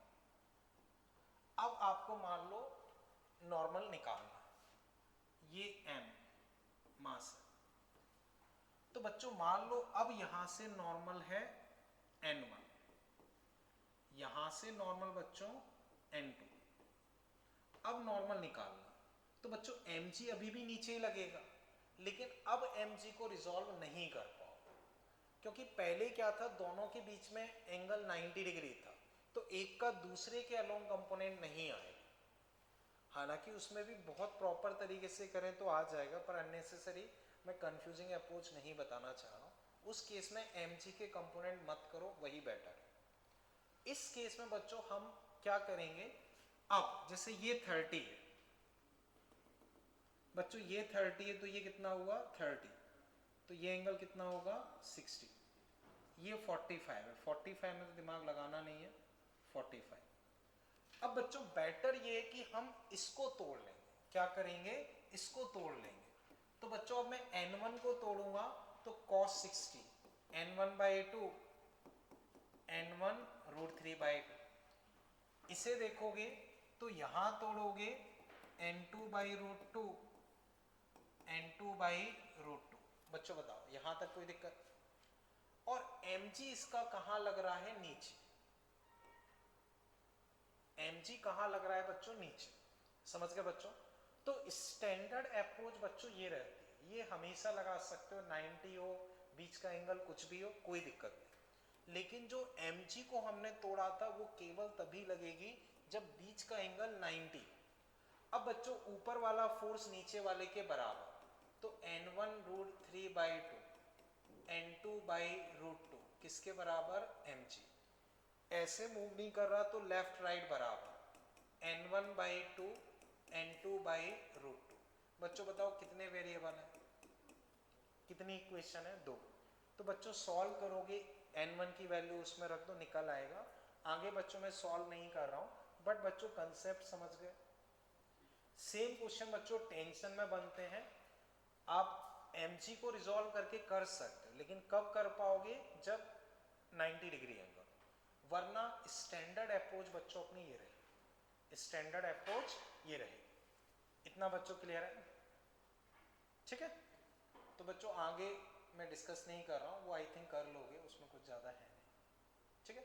वैसे आसान सा ही है, n2/√2 की जगह सीधा n1/2 रख दो, n1/2 चाहो तो बच्चों कर देते हैं, n1√3/2 इस पूरे की जगह मैं यही रख रहा हूँ, n1/2 mg।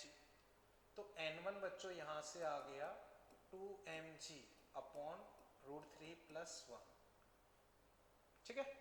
अब n2 निकल आएगा, समझ गए ना बच्चों।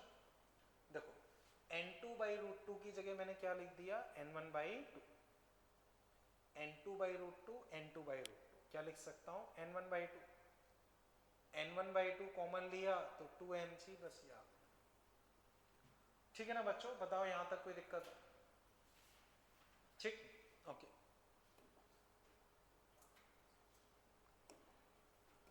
इतना बच्चों अभी क्लियर है, ठीक।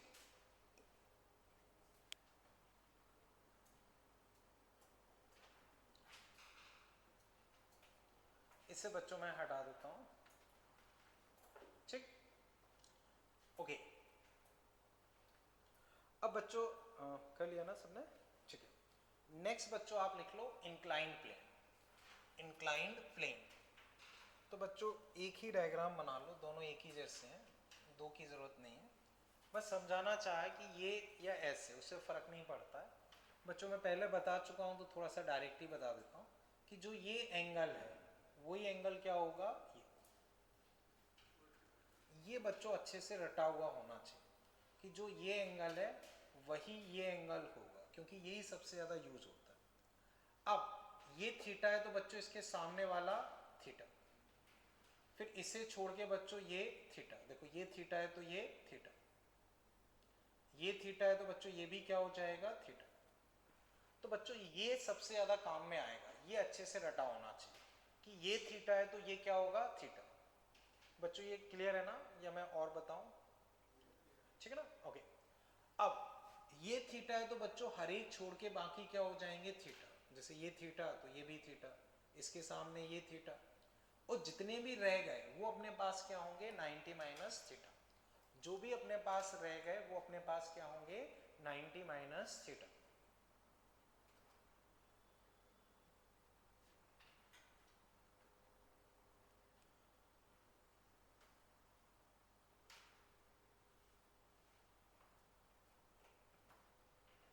ठीक है,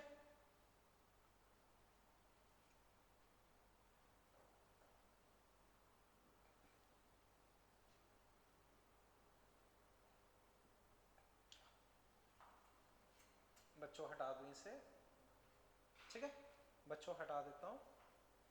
अब बच्चों वापस समझो, हटा दो ना बच्चों, ठीक है। बच्चों एक बहुत सिंपल सा एग्जांपल डिस्कस कर रहा हूं, बट वो हम यूज करेंगे, उस चक्कर में मैं डिस्कस कर रहा हूं। बच्चों मान लो ये एंगल थीटा, कहीं कोई फ्रिक्शन नहीं है, एम। बच्चों ये डायग्राम ड्रॉ कर लो, फिर मैं क्वेश्चन लिखवाता हूं। फ्रिक्शन कुछ भी बच्चों नहीं है,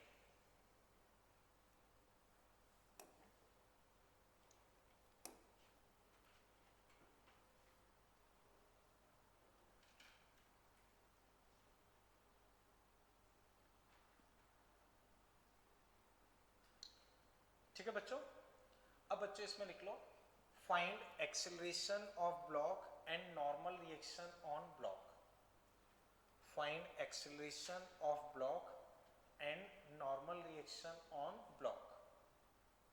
बहुत सिंपल सा है, बताओ बच्चों। ठीक है बच्चों, सही है, बस एक चीज रटवानी है, उसी चक्कर में क्वेश्चन दिया है, समझो बच्चों। देखना इस पे mg कहाँ लगेगी, नीचे।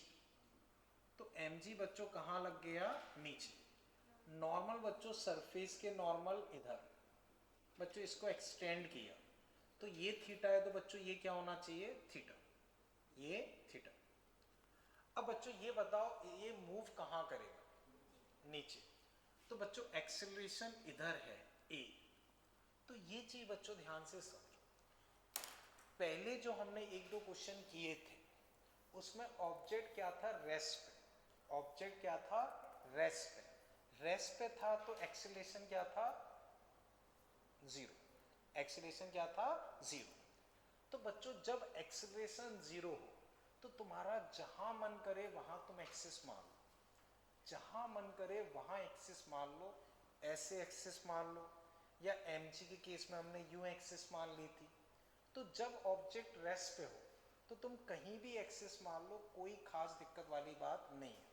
सही तरीके से करोगे आंसर आ जाएगा। लेकिन जब ऑब्जेक्ट एक्सेलरेट कर रहा हो तो एक आप एक्सिस एक्सेलरेशन की डायरेक्शन में ही मानो, एक एक्सिस आप एक्सेलरेशन की डायरेक्शन में ही मानोगे।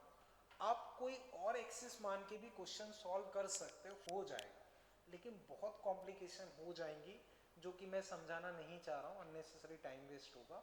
हम कोई और एक्सिस मान के भी क्वेश्चन सॉल्व कर सकते हैं, लेकिन उससे कॉम्प्लिकेशंस बढ़ जाती हैं, फिर हमें एक्सेलरेशन को रिजॉल्व करना पड़ता है, कई सारी दिक्कतें आती हैं। तो जब भी ऑब्जेक्ट एक्सेलरेट कर रहा हो तो एक एक्सिस आपको हमेशा एक्सेलरेशन की डायरेक्शन में ही माननी। तो बच्चों हम एक एक्सिस ऐसे मानेंगे, एक ऐसे। जैसे कई बच्चों का ये डाउट आता है कि सर आपने mg को ही क्यों रिजॉल्व किया, हम नॉर्मल को रिजॉल्व करके भी तो क्वेश्चन कर सकते हैं, बिल्कुल कर सकते हैं। हम जैसे जनरली इस तरह के केस में बच्चों क्या करते हैं, नॉर्मल ये रहा, mg को तोड़ा तो mg का इधर कंपोनेंट mg cos थीटा, इधर कंपोनेंट mg sin थीटा। बच्चों बताओ ब्लॉक ऐसे मूव कर रहा है क्या, नहीं कर रहा। तो इस डायरेक्शन में फोर्सेस बैलेंस होने चाहिए, इस डायरेक्शन में फोर्सेस बैलेंस होंगे तो नॉर्मल mg cos थीटा। अब इस डायरेक्शन में ये एक नेट फोर्स है, ये इसको आगे खींचेगा, तो अब एक्सेलरेशन होगा, खींचने वाला फोर्स, रोकने वाला कोई है नहीं, तो खींचने वाला माइनस रोकने वाला है नहीं, डिवाइड बाई m, तो g sin थीटा। बोलो बच्चों इसमें कोई दिक्कत, ठीक है। तो कंक्लूजन बच्चों ये दिमाग में रखो कि जब भी एक्सेलरेट करेगा, जैसे हम चाहते तो ये थीटा है, ये theta, n cos theta n sin theta, उससे भी आंसर आ जाएगा। लेकिन फिर एक्सेलरेशन को रिजॉल्व करोगे, इधर a cos theta a sin theta, बहुत कॉम्प्लिकेशन हो जाती है। तो याद रहे जब भी एक्सेलरेट करेगा तो एक एक्सिस एक्सेलरेशन के अलोंग ही लेंगे, ये चीज बच्चों समझते हो। अब बच्चों ये पैटर्न अपने बहुत ज्यादा काम में आएगा, बहुत ज्यादा काम में आएगा। तो आगे से बच्चों मैं इस तरह से ड्रॉ नहीं करूंगा, सीधा बोलूंगा कि along inclined mg sin theta, perpendicular inclined mg cos theta. तो ये एंगल अगर थीटा है, ये एंगल थीटा है, तो इधर mg sin थीटा, इधर mg cos थीटा, ये हम बच्चों डायरेक्ट लेके चलेंगे। इस रिजोल्यूशन में बच्चों किसी को डाउट तो नहीं ना, क्लियर है बच्चों, ठीक है। इसे बच्चों फिर मैं हटा देता हूँ, ठीक है ना बच्चों, कोई डाउट तो नहीं किसी को, ठीक है, ठीक है बच्चों, इसे फिर मैं हटा रहा हूँ, ठीक। अब बच्चों फिर देखो, जैसे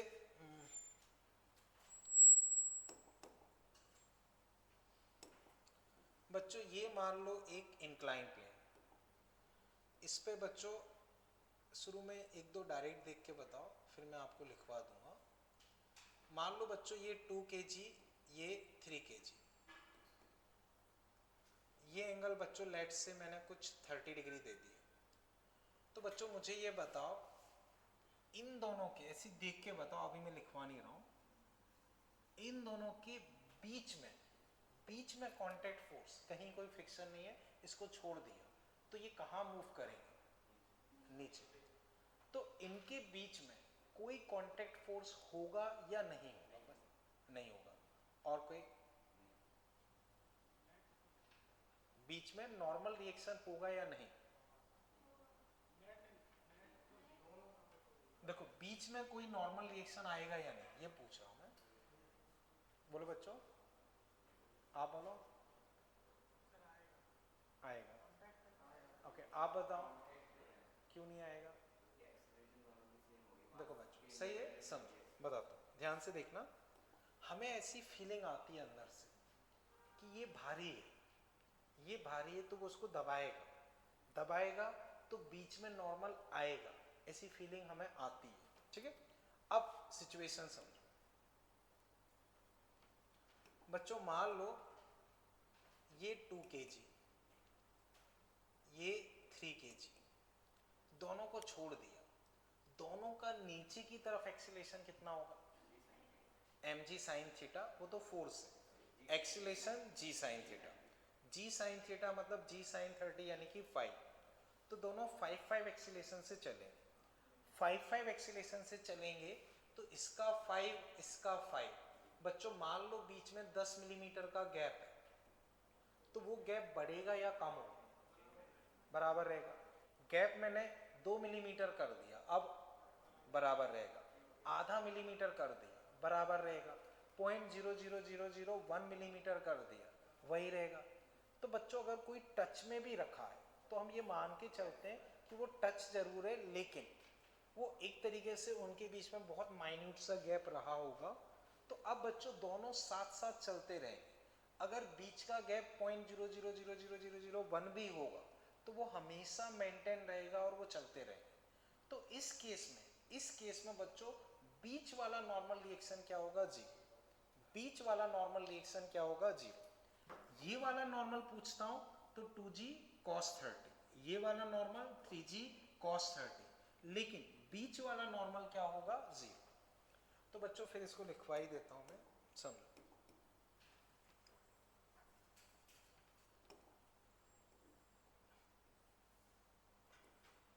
टू kg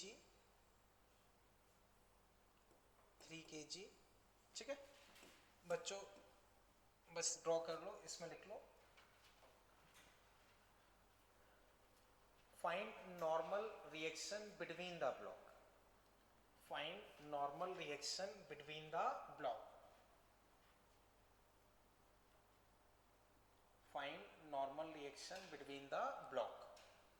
ठीक है, तो बच्चों आंसर अपने पास क्या हो जाएगा? जीरो। तो बच्चों मैं डायरेक्ट लिख रहा हूं, आई थिंक समझ गए होंगे। इस तरह की सिचुएशन में नॉर्मल रिएक्शन अपने आप में क्या हो जाएगा? जीरो।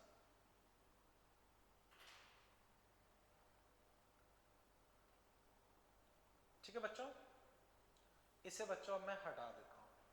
ठीक बच्चों, हटा रहा हूं। ठीक, क्लियर है ना इसमें? अब बच्चों ऐसे ही बस बता रहा हूं, मान लो अगर इसमें मैं ऐसे 5 किलो और रख दूं, अब पूछता हूं यहां नॉर्मल कितना होगा? यहां और रख दूं 10 किलो, अब यहां नॉर्मल जीरो। तो कितने भी रख दो फर्क नहीं पड़ेगा, बीच का नॉर्मल क्या रहेगा? जीरो।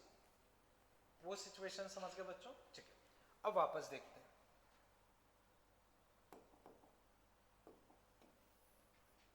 बच्चों उसी तरह की सिचुएशन फिर, ये मान लो 37, ये 2 kg,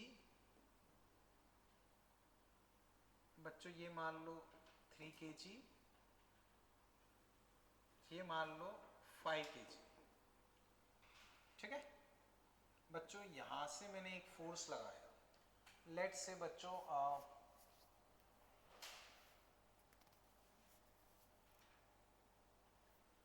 तो यहां से बच्चों मान लो मैंने 20 न्यूटन फोर्स लगाया, यहां से बच्चों मान लो मैंने 10 न्यूटन फोर्स लगाया। बच्चों अब बताओ, अब बीच में नॉर्मल आएगी क्या? अब आ जाएगी बच्चों, क्योंकि अब नेचुरल मोशन नहीं है, फोर्स वगैरह लगाती है, तो अब बीच में नॉर्मल आएगा।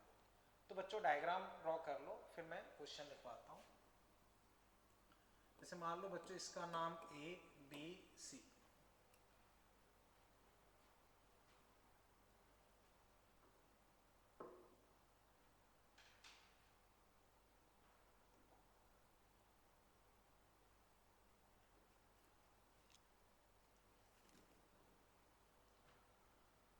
ठीक है? समझ गए ना बच्चों? नीचे से 20, ऊपर से 10। इसमें बच्चों लिख लो find acceleration and normal reaction between the blocks. Find acceleration and normal reaction between the blocks. तो बच्चों बीच वाली नॉर्मल लिखनी है, जो यहां नॉर्मल लगेगी वो लिखनी है बच्चों, बीच में जो नॉर्मल होगी वो। ये वाली नॉर्मल लिखोगे तो बच्चों वही M G cos 37 cos 37 cos 37, लेकिन ये वाली नॉर्मल लिखनी है। तो बच्चों जैसे अभी हमने हॉरिजॉन्टल फ्लोर पे ऐसे ही 5 3 2 रखे थे, उसमें दोनों तरफ से फोर्स लग रहा था, लगभग उसी पैटर्न का है। थोड़ा सा सोचो, फिर मैं डिस्कस करता हूँ। एक आपको बच्चों एक्सीलरेशन बताना है, दूसरा आपको बीच की नॉर्मल बताना है।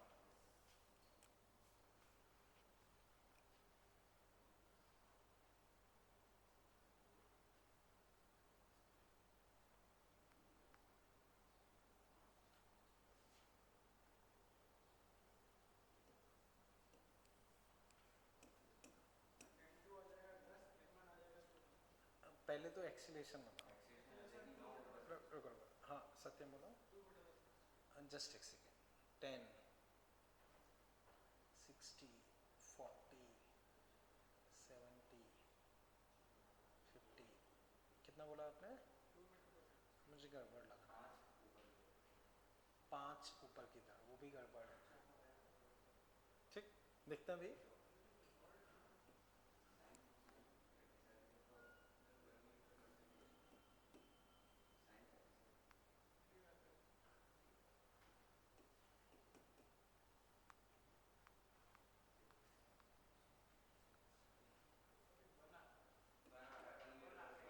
एक्सीलरेशन 1 भी गड़बड़ है, 4/3 भी गड़बड़ है, देखते भी।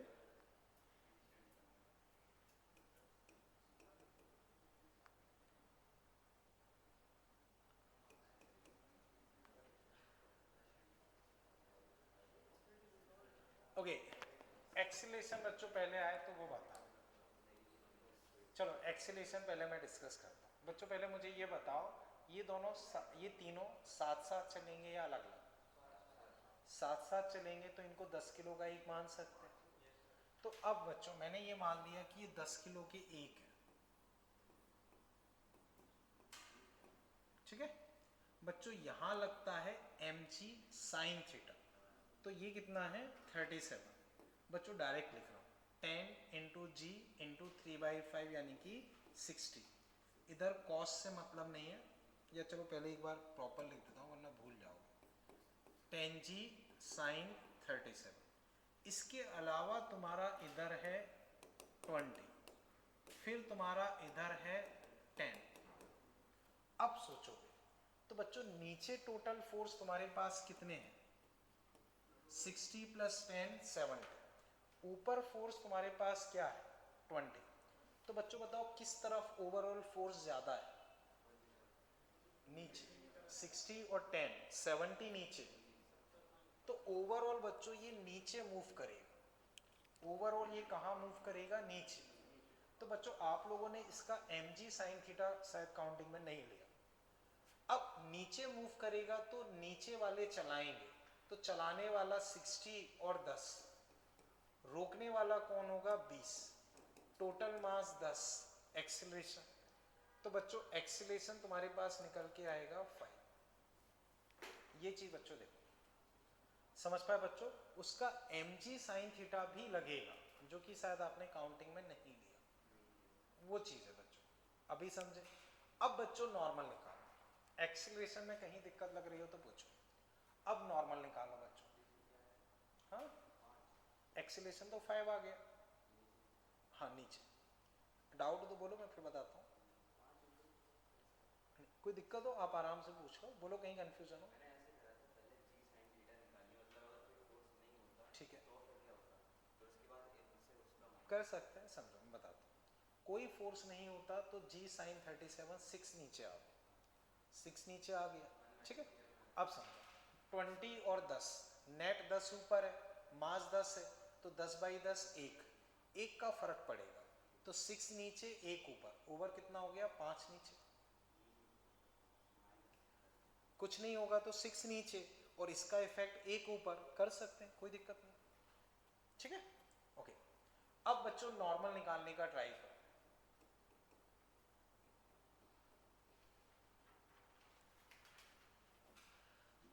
ठीक है बच्चों, देखते हैं।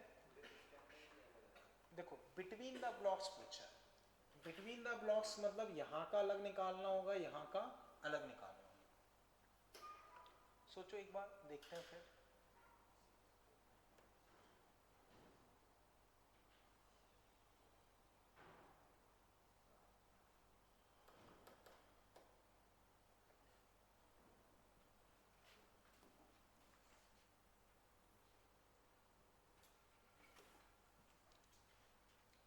तो बच्चों बताओ अगर किसी से हो पाया हो।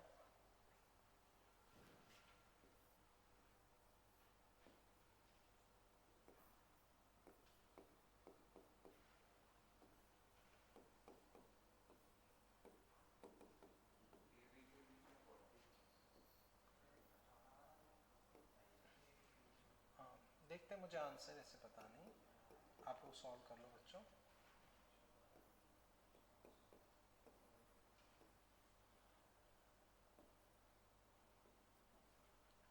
ओके बच्चों बताओ 2 और 3 के बीच का क्या है, 2 और 3 के बीच का, 2 और 3 के बीच में 18, देखते हैं मुझे पता नहीं, और 35, चेक करते हैं। अब बच्चों समझो, इधर 2 पे 20, उधर नॉर्मल इसकी तरफ लगेगा, मतलब इधर एक्सीलरेशन इधर। अब बच्चों ध्यान रहे, जनरली जब आप ये क्वेश्चन फिर सॉल्व करोगे तो ध्यान रखना मैक्सिमम टाइम चांसेस होता है आप mg sin थीटा भूल जाओ। तो उस चीज़ का ध्यान रखना है कि जब भी इस तरह का क्वेश्चन सॉल्व करते हैं तो हम mg sin थीटा को भूल जाते हैं। अभी तो खैर टॉपिक चल रहा है तो मे भी दिमाग में रहे, पर थोड़े टाइम पे आप भूल जाओगे। तो 2g sin 37, sin 37 20 12। अब देखो नीचे वाला चलाएगा, ऊपर वाला रोकेगा, तो चलाने वाला 12 प्लस n1, रोकने वाला 20, मास इनटू एक्सीलरेशन। तो बच्चों -8 उधर भेजोगे तो n1 आ गया 18, सही है, n1 कितना आ गया 18। अब इसमें बच्चों देखोगे तो यहाँ 5g sin 37 50 इंटू, तो बच्चों ये आएगा 5 10 30। अगेन बच्चों नीचे वाले चलाएंगे, नीचे वाले चलाएंगे तो 30 प्लस 10 चलाएंगे, रोकेगा बच्चों n2, मास 5, एक्सीलरेशन बच्चों 5। तो 40 में से 15 गए, 25 आना चाहिए, चेक करो मैंने कोई मिस्टेक तो नहीं की। हाँ देखो अगर कहीं मैंने मिस्टेक की हो, तुम्हारा 35 आ रहा है ना। देखो 5 किलो का, हाँ बोलो कोई डाउट हो, यहाँ मिस्टेक है, देखते हैं। देखो इधर 30 इधर 10, तो 30 40, नहीं नहीं नहीं, देखो ये इधर मूव कर रहा है तो नीचे वाले एक्सीलरेशन नीचे, तो इस डायरेक्शन के फोर्सेस चलाएंगे, उधर वाले रोकेंगे, तो चलाने वाले फोर्सेस ये दोनों हुए।